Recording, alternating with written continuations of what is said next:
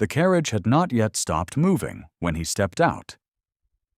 Cecily Hartwell watched from the upper window of the East Passage as the new Earl of Ashbourne descended onto the gravel forecourt of his inherited estate.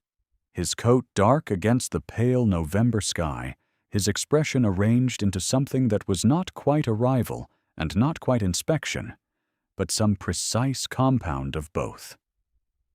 He did not look up. Men of his particular certainty rarely did. He handed his gloves to the footman who rushed forward, cast one long measuring look at the front facade, and walked through the main door as though Ashbourne had been waiting for him. Which of course it had, in the way that all old houses wait, without preference and without judgment. Cecily turned from the window. She smoothed the front of her gray wool gown with both hands, an old habit, and went downstairs to meet him. She had spent 18 months at Ashbourne without the Earl's title to her name. 18 months since her father, the late Lord Gerald Hartwell, had died in the room at the end of the west corridor with the curtains drawn, and Mrs. Briggs holding his right hand, and Cecily holding his left, while outside a November very like this one had turned the park to copper and gray. Her father had pressed something into her palm near the end, a folded document, thick with age, bearing 2 seals, and he had said in the rasping voice that was all that remained of his, "Keep it safe, my girl. You will know when the time comes." She had placed it in the cedar deed box that lived on the 3rd shelf of the library, behind the volume of estate surveys, and she had not touched it since. The probate had proceeded from London with the impersonal efficiency of the law at its least imaginative.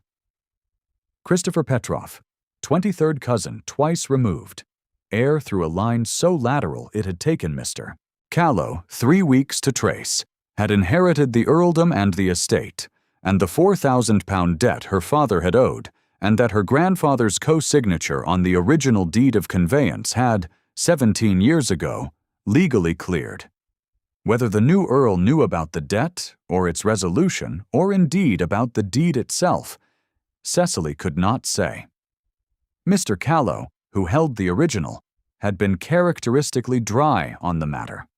The probate summary sent to London had not included the earlier settlement instrument. She had read that letter twice, standing at the library desk, and then folded it and placed it in the same box. She had stayed. There had been no one to ask her to leave, and the household had needed managing. And she had managed it, because that was what she knew how to do, and because Ashbourne was her father's house. And if the document was what she believed it was, her house as well, though she had not tested that belief against the law or against anyone's patience, because the time, as her father had said, had not yet come.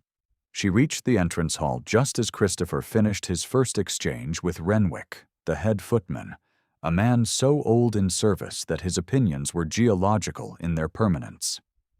The Earl's gaze moved across the hall with the systematic quality of a man cataloging assets, and then arrived at Cecily with a brief, already settling assessment. "You will be the housekeeper," he said. It was not a question. His voice was level and held the particular authority of a man who had been 31 years old inside a world that deferred to his name and who had come to accept deference as a kind of grammar rather than a compliment. His eyes were the color of smoke over water, steady and gray, and they did not linger. He was already turning toward the staircase. "I am Cecily Hartwell," she said. He paused. Something in the pause acknowledged the correction without quite completing it. He looked back at her, and for one fraction of a moment, his gaze was not cataloguing, but attending. And Cecily felt, with the peculiar precision of a woman who had learned to read rooms, that he did not know what to do with a woman who answered a statement with her name, rather than a confirmation. "Miss Hartwell," he said, and the syllables were careful in a way that offered neither apology nor inquiry. "Then you have been managing the household?" "Yes." "Continue," he said, and went upstairs. Mrs. Briggs appeared at Cecily's left elbow with the silence of a woman who had spent 40 years appearing at elbows precisely when required. She was 63 years old, small and deliberate, with hands that looked as though they had held the house together through several storms, which in a sense they had. "Well?" Mrs. Briggs said, in a voice pitched only for Cecily's ear. "Well," Cecily agreed, and went to oversee the unpacking of the Earl's trunks. The household resumed itself around the new Earl with the adaptability of a place long accustomed to change. Fires were lit in rooms that had stood cold for 18 months. The kitchen, under Mrs. Briggs's direction, produced meals of a quality that Christopher received without visible pleasure or complaint, which Cecily read accurately as professional approval expressed through the complete absence of criticism. He rode out each morning before the house was fully awake, inspecting the tenant farms and the eastern woodland with the focused attention of a man who had inherited a problem and was establishing its dimensions before deciding on a remedy. He addressed Cecily as Miss Hartwell, precisely, whenever their paths crossed in the carrying out of the day's management, and always as though she were performing a function he had not yet decided to question. He issued short commands that presented themselves as requests and were not. Have the East Wing assessed for the damp, arrange for the tenant accounts to be brought to the library, see that the kitchen garden wall is attended to before the first frost. She did these things, and others he had not thought to ask, because they needed doing, and because she knew the estate in the way you know a language you have spoken since childhood, in your hands as much as in your mind.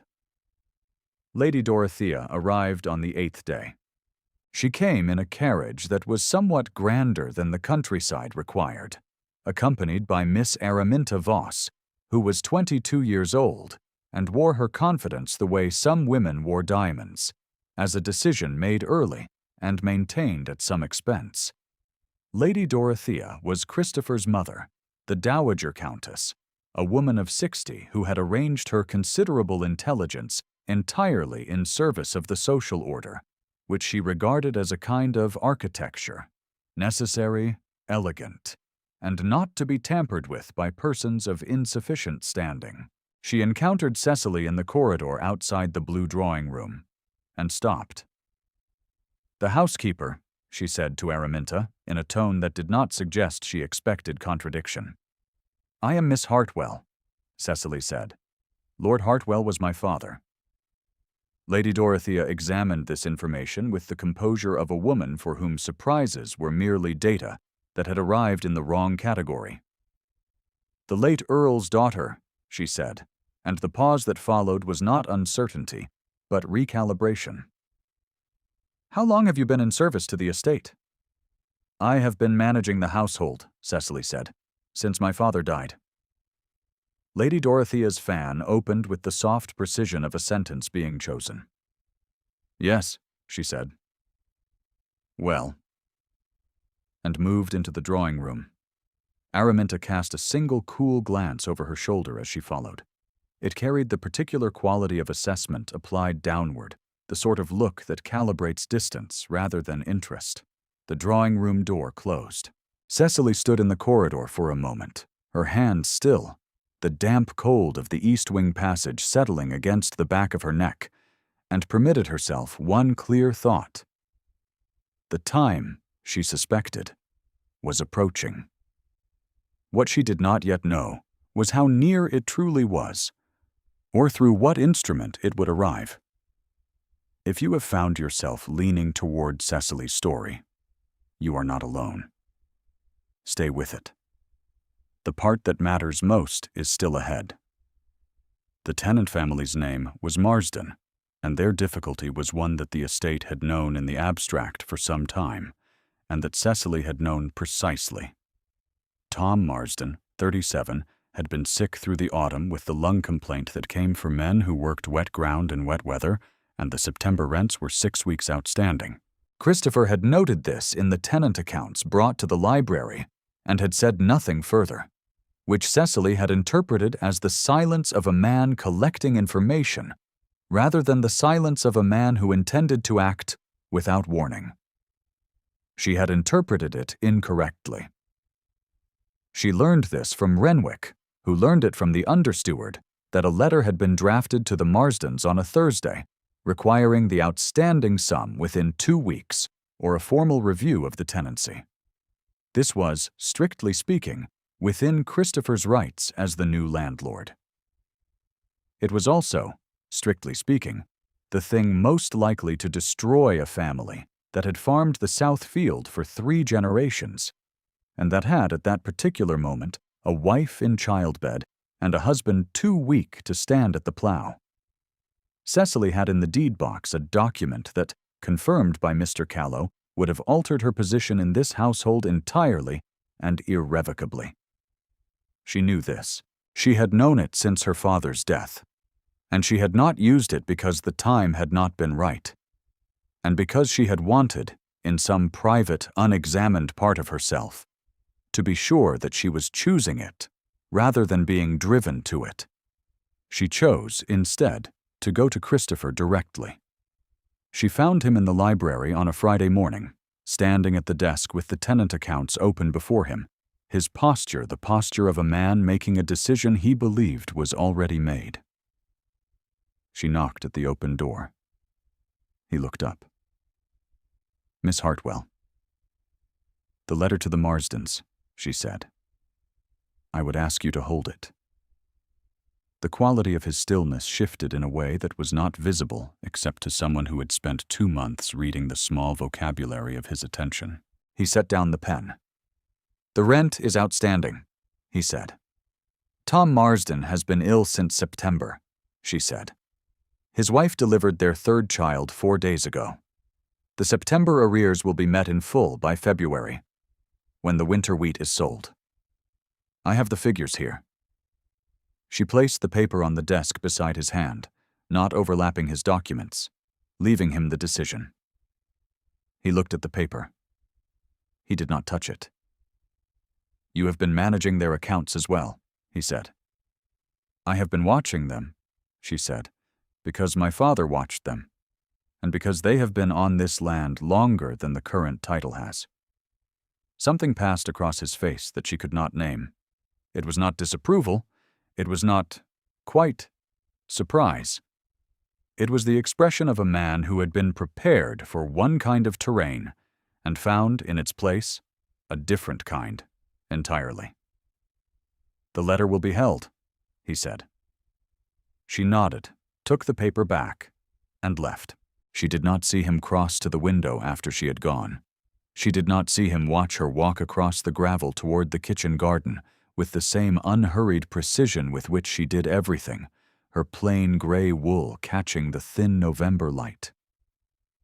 She did not see him stand there for a full minute without moving, his hand flat on the windowsill, his face arranged into something that was not the deliberate blankness he usually wore, but something older and less managed. He had not meant to move to the window. He moved anyway.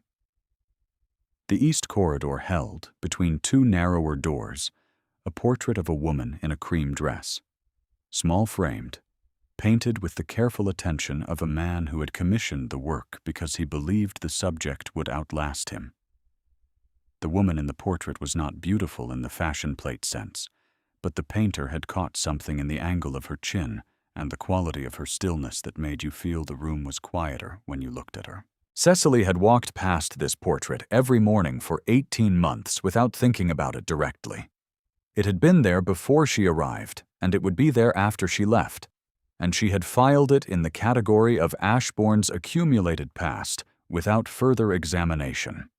Christopher stopped in front of it on a Tuesday evening in late November.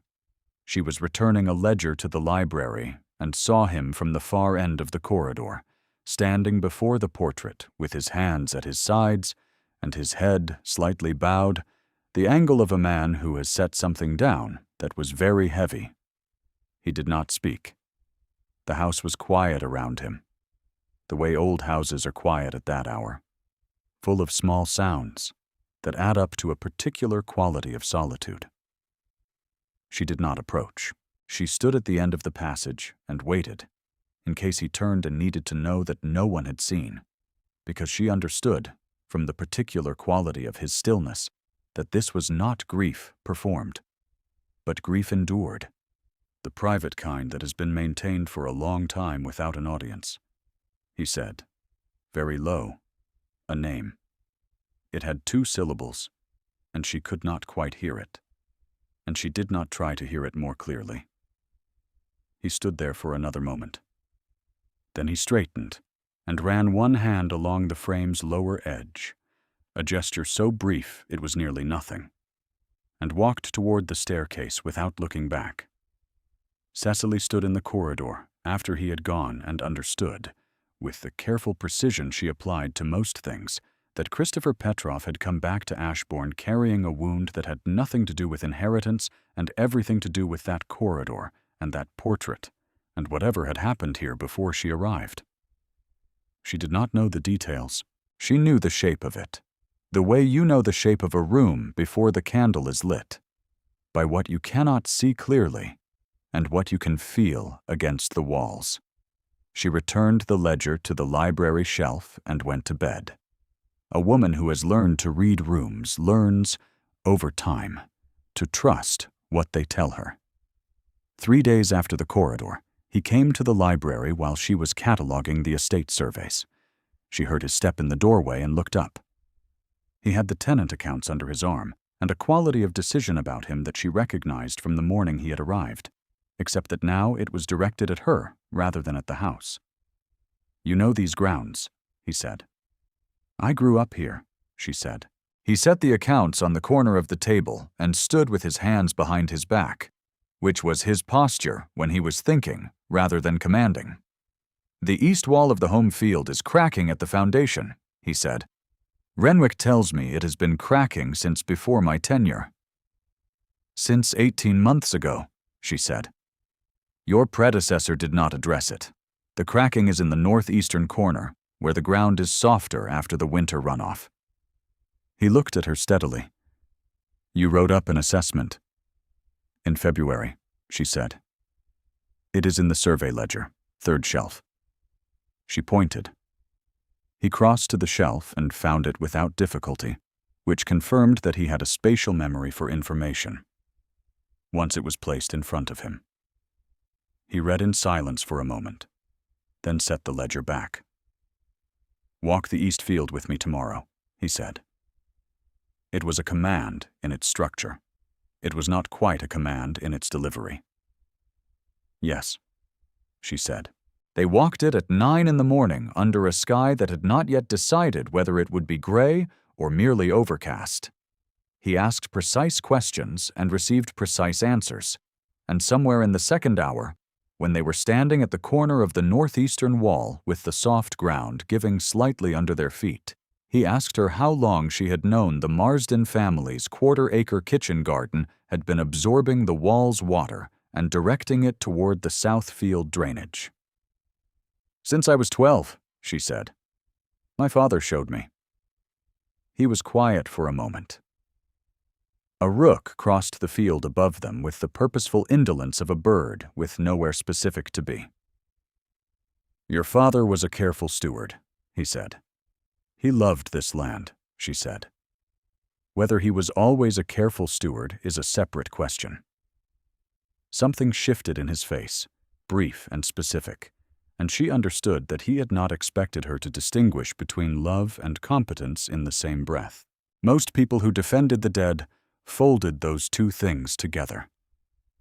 She did not, because she was her father's daughter in the ways that mattered, and her own person in the ways that mattered more. They walked back in a silence that was not quite the silence they had set out in. Lady Dorothea had been watching.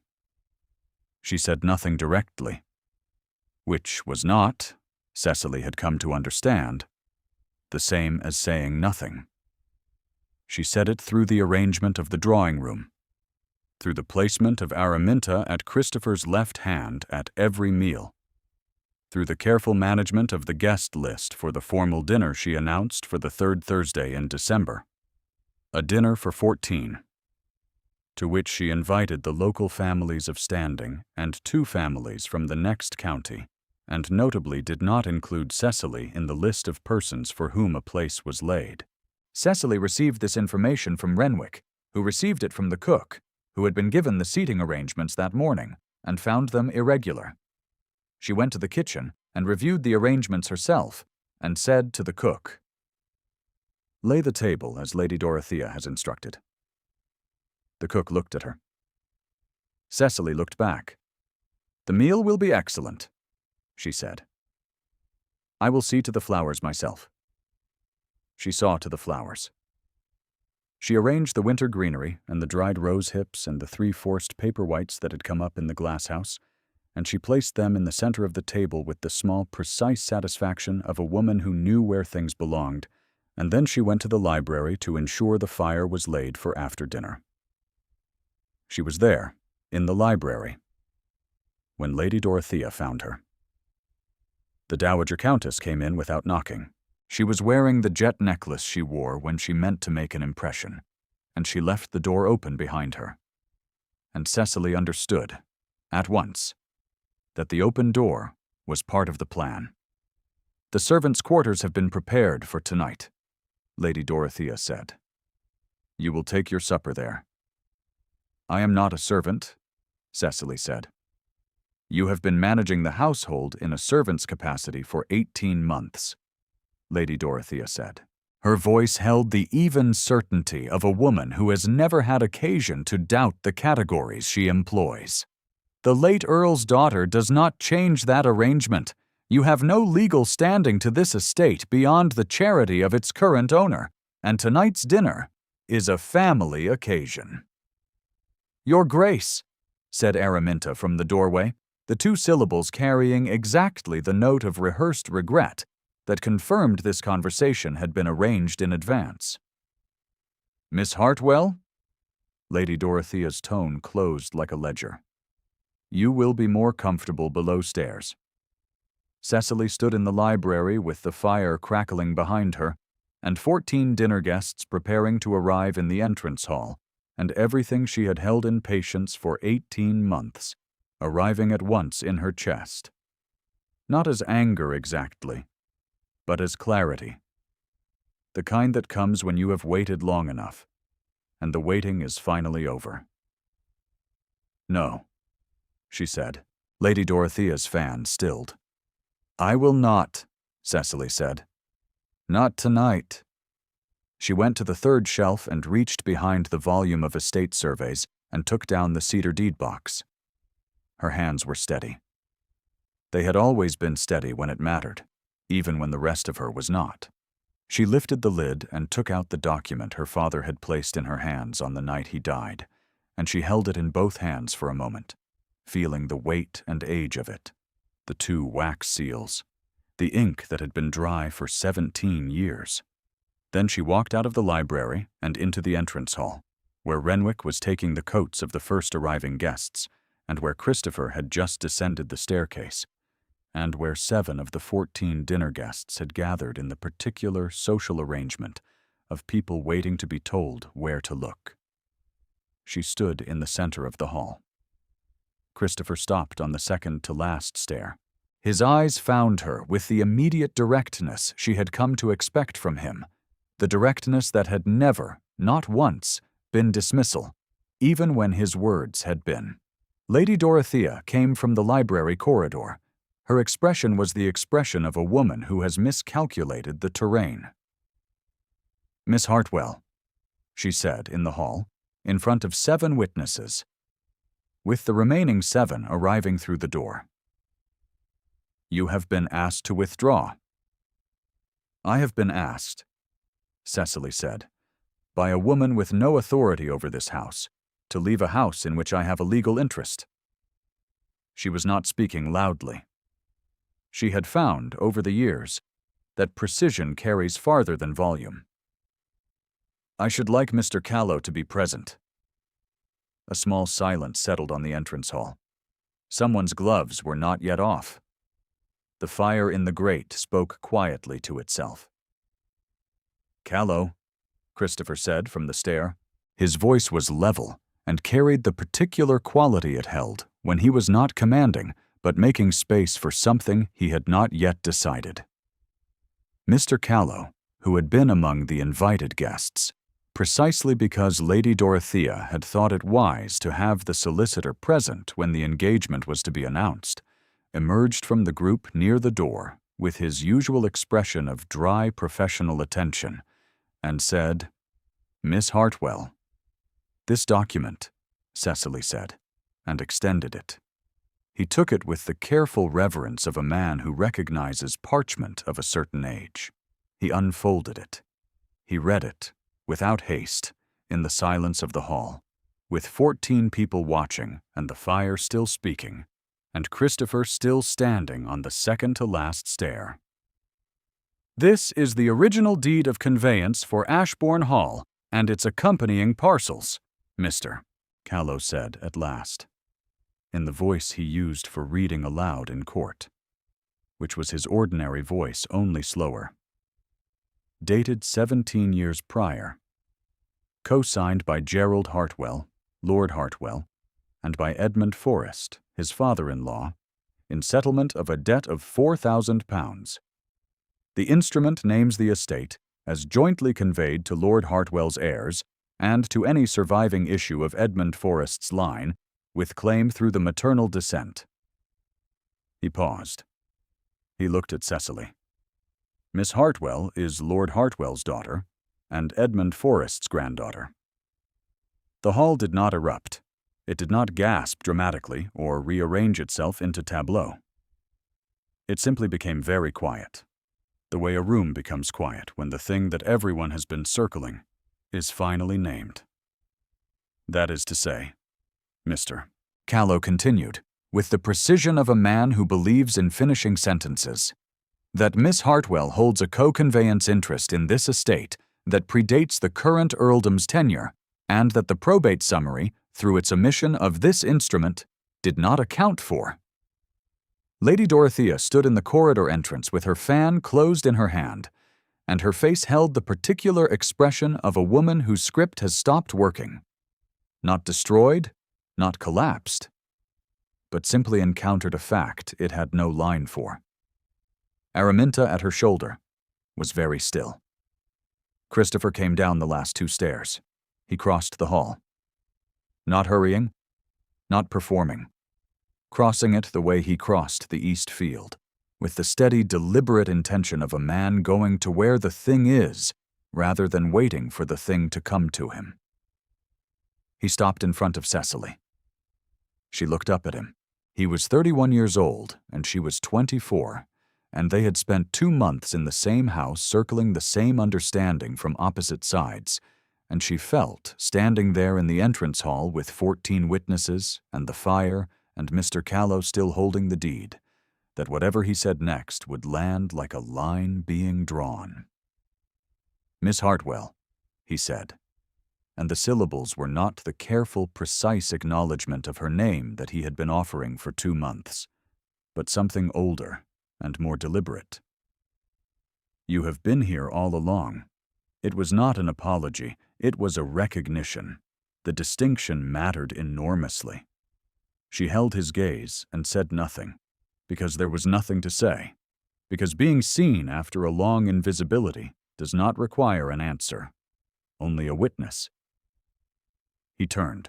He looked at his mother, briefly, without anger, with the expression of a man making a correction rather than a condemnation. "Lady Dorothea," he said, "Miss Hartwell dines with us."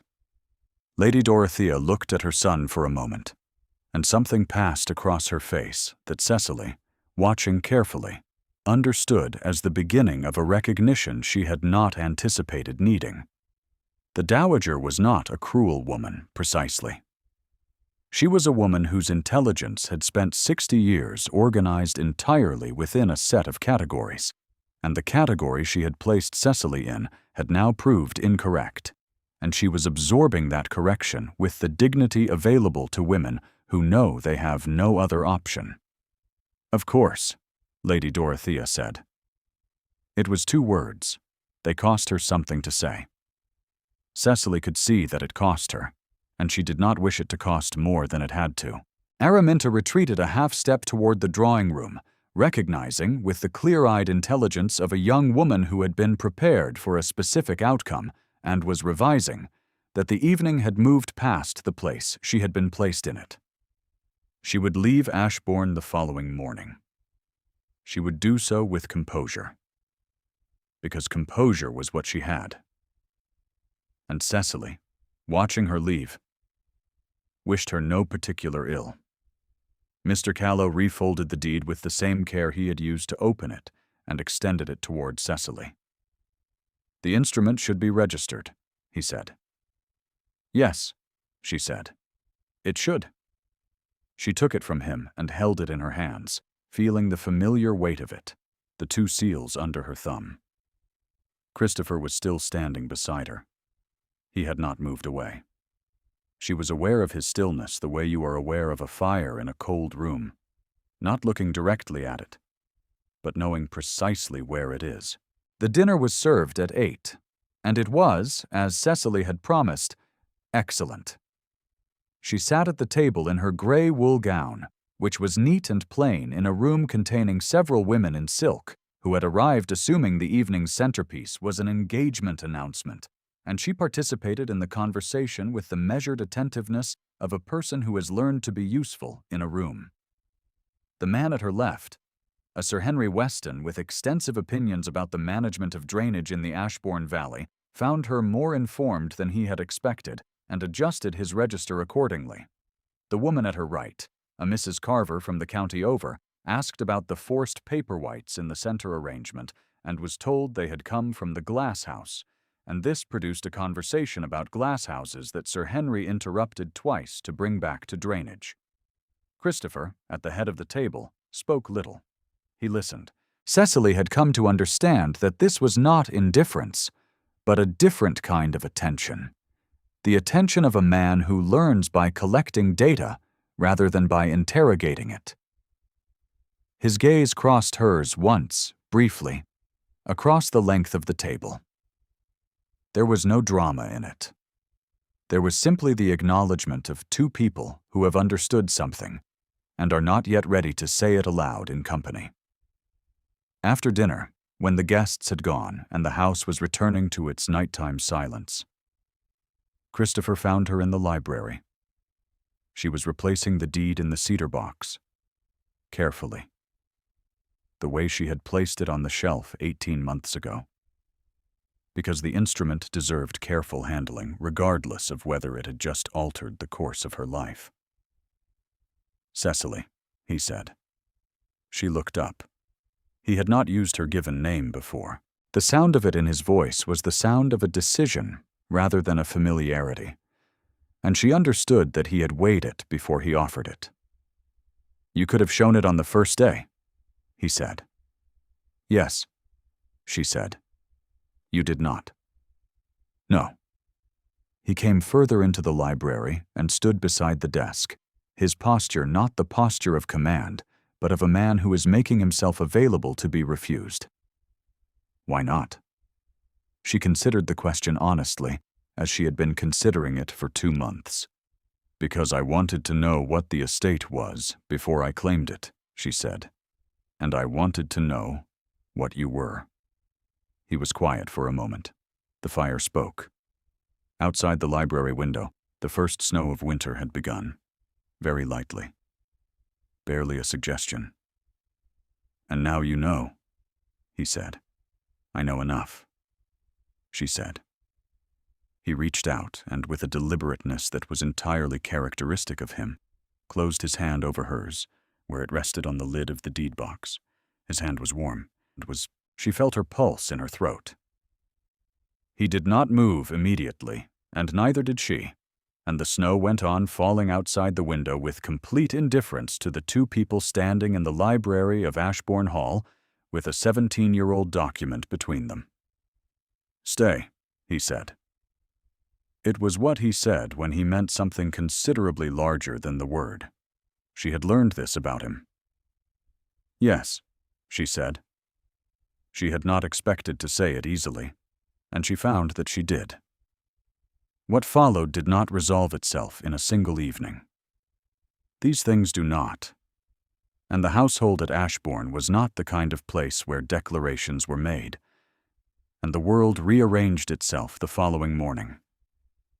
There were conversations with Mr. Callow that were meticulous and somewhat lengthy, and produced documentation that was then properly registered. There was a further conversation between Christopher and his mother that Cecily was not present for, and that produced, in Lady Dorothea, a gradual and effortful recalibration of her category for the woman who had managed Ashbourne's household through 18 months of succession difficulty, and who held, legally and personally, a claim to the estate that the Dowager Countess had not known about and could not dismiss. It was not a warm recalibration. It was a correct one, which was, Cecily had decided, sufficient. Lady Dorothea remained at Ashbourne through Christmas, and she and Cecily arrived, by December's end, at a working understanding that was not affection and was not hostility, but was the formal mutual respect of two intelligent women who had measured each other and found that their differences were real, but not irreparable. Mrs. Briggs, who had been present at Lord Gerald Hartwell's deathbed when the deed was pressed into Cecily's hands, and who had kept that knowledge in the careful silence of a woman who knew that some information is not hers to deploy, allowed herself, when she and Cecily were alone in the kitchen passage 2 days after the dinner, to take Cecily's hand and press it once. "He would have been pleased," she said. Cecily thought of her father, his voice at the end, the weight of the folded parchment in her palm. "He planned it," she said. "He was not always a careful steward," Mrs. Briggs said, with the particular wry affection of a woman who had served a man for 30 years and seen both his virtues and his failures with equal clarity. "But he loved this land," Cecily smiled. "He did." By the first week of January, the deed had been registered and the legal position confirmed, and Mr. Callow had sent a letter to the relevant London office that was meticulous and, as he himself described it in conversation with Christopher, unambiguous. The Marsdens had received a letter from Christopher the previous week containing a revised tenancy arrangement that reflected the arrears forgiven and the lease renewed at terms that acknowledged 3 generations of continuous farming. Tom Marsden, recovered to the point of walking, had come to the hall to express his thanks in person, and had found, to his evident confusion, that both the Earl and Miss Hartwell received him together in the estate office. The snow had not stopped. It had gathered on the window ledges and along the east wall of the home field, and on the roof of the glass house where the Paperwhites had finished their forcing and were now spent. The park beyond the library window had gone white and still under a sky that had finally decided to be simply, quietly gray. Christopher had moved, one afternoon in that first week, through the east corridor. He had gone to the portrait of his first wife, whose name had been Eleanor, and had stood before it for a time in the way he had stood the first time Cecily had seen him there, except that now there was a difference in his posture, not resolution, not the deliberate straightening of a man putting something away, but the softer, more honest posture of a man who has finally accepted that grief can coexist with the decision to be present somewhere. He had taken the portrait down, carefully, and carried it to the room at the end of the west corridor, which had been Cecily's father's room, and which was now no one's room. And he had placed Eleanor on the wall there where the light was good, and the quiet was particular. He had said, standing in the doorway afterward, to no one, or perhaps to Eleanor, or perhaps to the house in general, something that Cecily, passing in the passage below, could not hear, but whose tone she recognized. He returned to the library. She was there, as she often was in the evenings, with a ledger open and the fire burning, and the snow gathering on the sill outside the tall window. He sat in the chair across from her without ceremony. The deed box was on the shelf where it had always been, behind the estate surveys, though now its contents were duplicated in a registered copy held by Mr. Callow in his office in the village. Christopher watched the snow. She watched the ledger. After a time, he said, "My father told me, before he died, that the land outlasts the argument." She looked up. "I did not understand it then," he said. "I think I understand it now." She closed the ledger. The fire settled. Outside, the snow went on, as indifferent and as constant as it had been for every winter the house had stood.